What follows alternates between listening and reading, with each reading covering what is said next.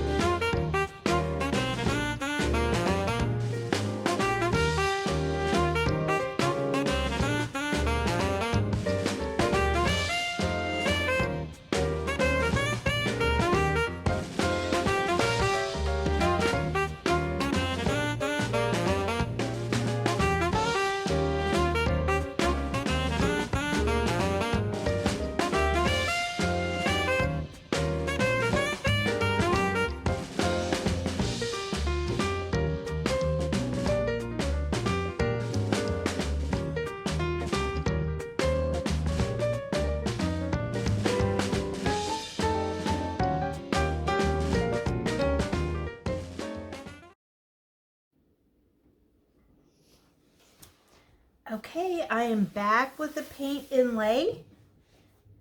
It has all dried.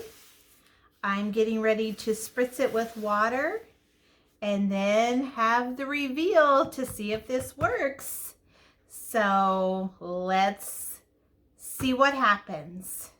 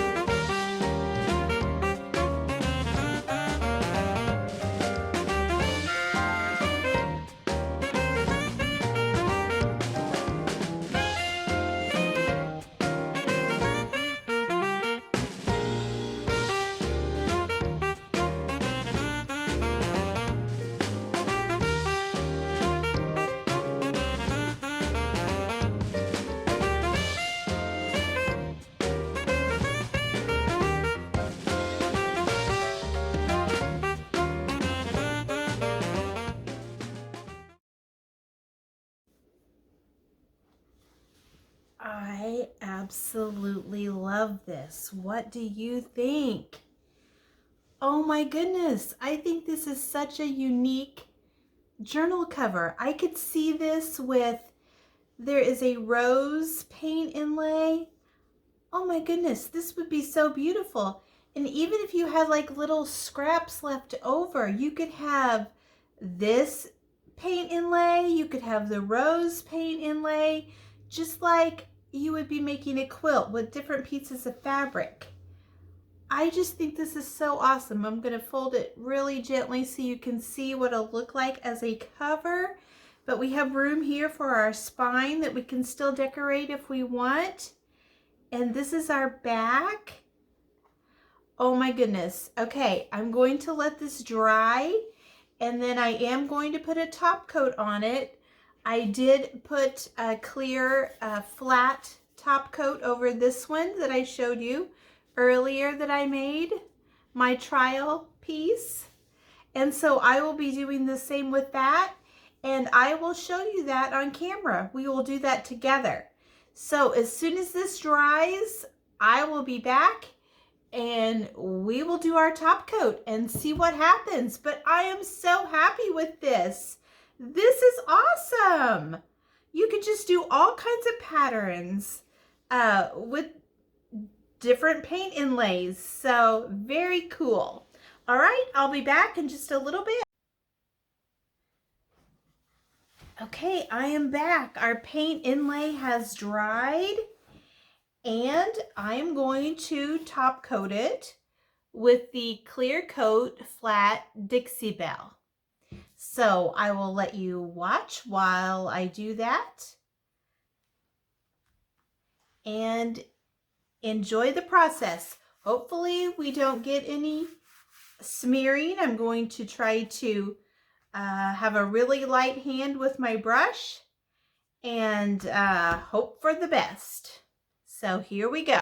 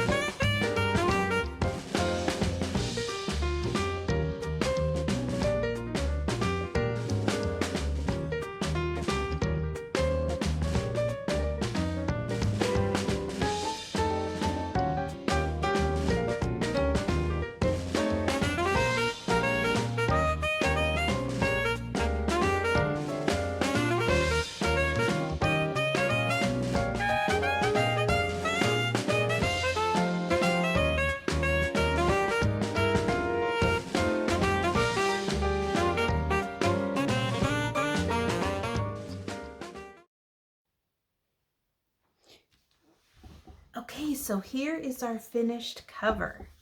I'm going to let you know that this is an Iron Orchid design paint inlay called Delft Traditions Noir. I believe this comes in a blue color too, which would be really awesome.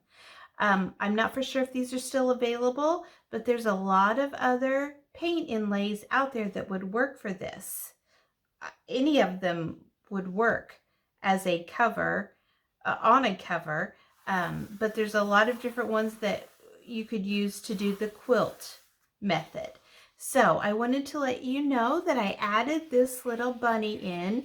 He was also in the paint inlay book. He was an image that was in there, and I put him on a piece of drop cloth just like I did the process for the cover, and then I glued him on with Fabri-Tac. So there you go. Do you think that you will try something like this? What do you think of this? Let me know in the comments. And if you like the video, give it a thumbs up and share it out and consider subscribing. Thank you so much, and I hope you have a great day.